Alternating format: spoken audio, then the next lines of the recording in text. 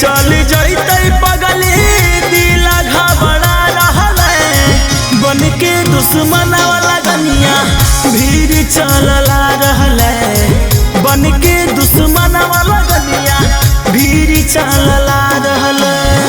प्यार करे वाला के दुनिया दूरिया बढ़ा रहल बन के दुश्मन वाला गनिया भीड़ चलला रहल बन के दुश्मन वाला गनिया भीड़ चलला रहल।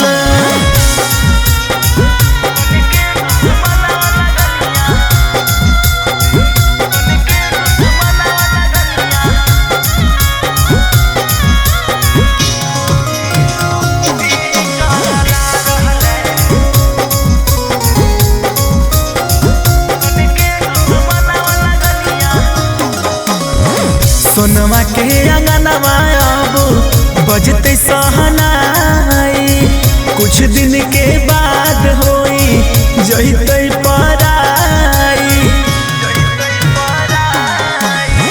सोनवा के अंगनवा अब बजते सहनाई कुछ दिन के बाद होई जइते पराई।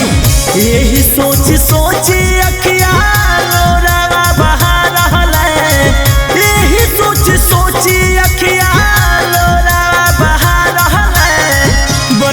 दुश्मन वाला गनिया भीड़ चलला रहल बन के दुश्मन वाला गनिया भीड़ चलला रहल।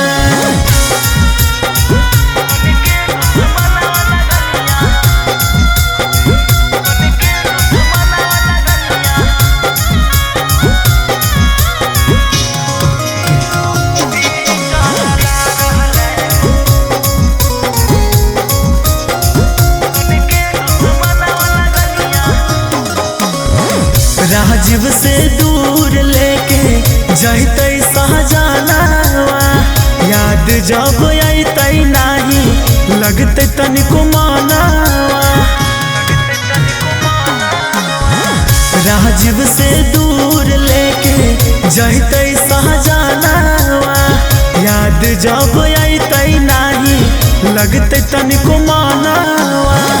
उमकांत के संगे नमवा कार्ड में छपा रहल अंकित आहिर के नमवा कार्ड में छपा रहल बन के दुश्मन वाला गनिया भीड़ चलला